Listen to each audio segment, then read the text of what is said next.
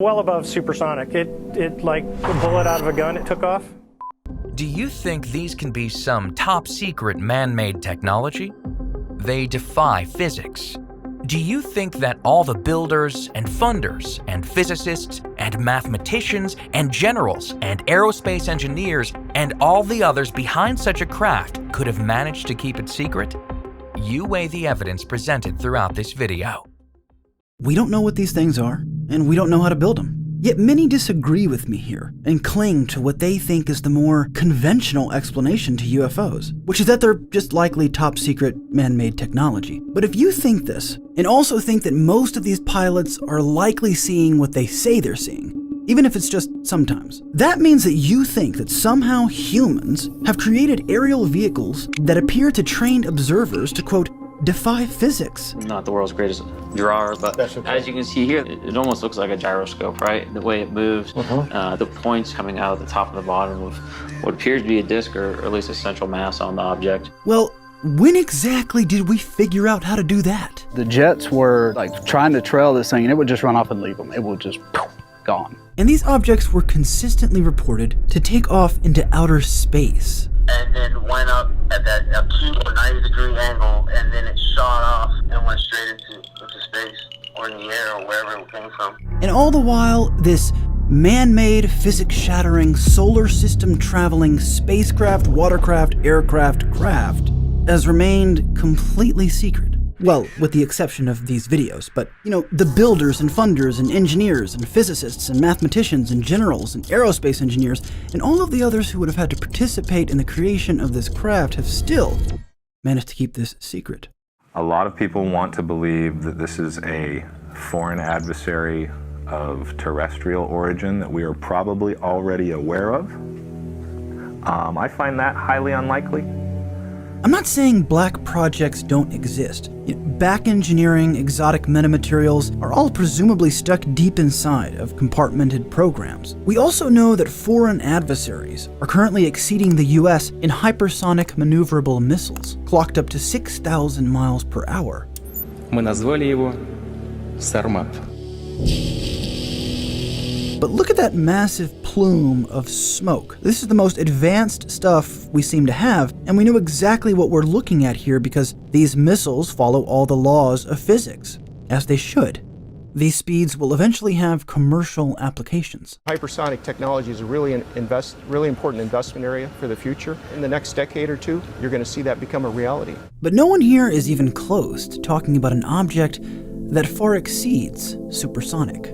Oh, well above supersonic. It like a bullet out of a gun, it took off. And no one is talking about an object that has no exhaust plume, or that can suddenly stop, or hover motionless in the clouds for days, then bolt down to the sea. This object drops out from the sky. If you see a shooting star, it'll break up, but this thing just kept coming down and it stopped. At that moment, the object goes from right to left in a split second. It went so fast that we actually had to turn our bodies for it. I also point this out because those who think these objects can be explained by man-made top-secret conspiracies actually think they're using Occam's razor. I think it's probably some sort of Russian or Chinese DARPA-like aircraft, maybe even our own DARPA, maybe even our own DARPA that the Pentagon doesn't even know about. Admittedly, Occam's razor is a somewhat overrated subjective mental model that can be wrongly used as a replacement for logic and insight, but nonetheless, it's valuable. So judge for yourself.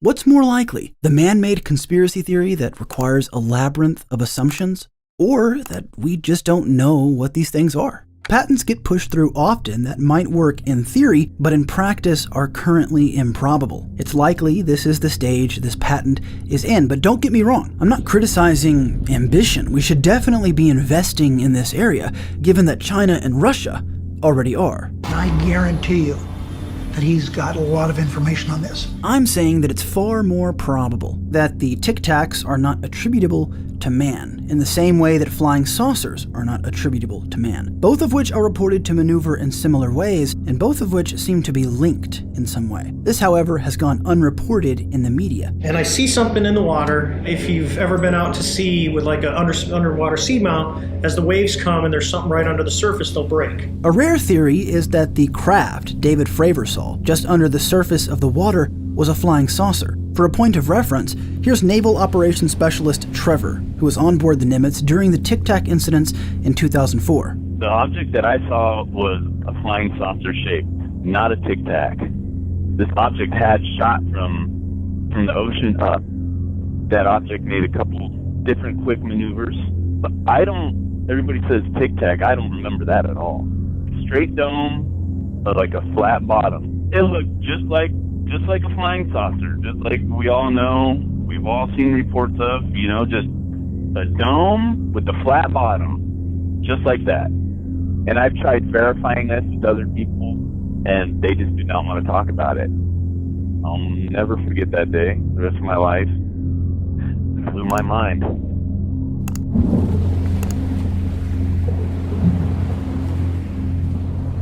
I find it telling that no one in the media or no one in To the Stars Academy even mentions this report. I understand the DoD wants to move away from the stigma, but I worry that while attempting to do this, they leave out pertinent information that can help the public link these recent events. It looked just like a flying saucer With past events. So it looked like a round disc. Helping us to substantiate the phenomenon as a reoccurring presence with noticeable patterns. And then you saw it, and then boom, it was gone.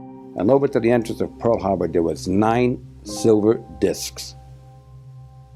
A dome with a flat bottom. It was shaped like 2 saucers put together with a golf ball on top. Tell me who did that. Tell me in 1964, who had that technology? But if you think that flying saucers, or UFOs generally, are purely a cultural invention, why then have governments around the world been continually trying to create them? Is all of this a coincidence or incompetence? I don't think so. I think it's simple.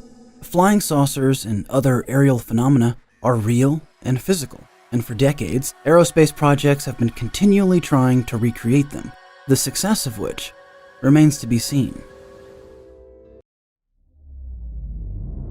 Thanks for watching this video. Click here to watch our playlist of short, credible videos covering all aspects of the UFO phenomena. And make sure you subscribe to catch the new content posted every week.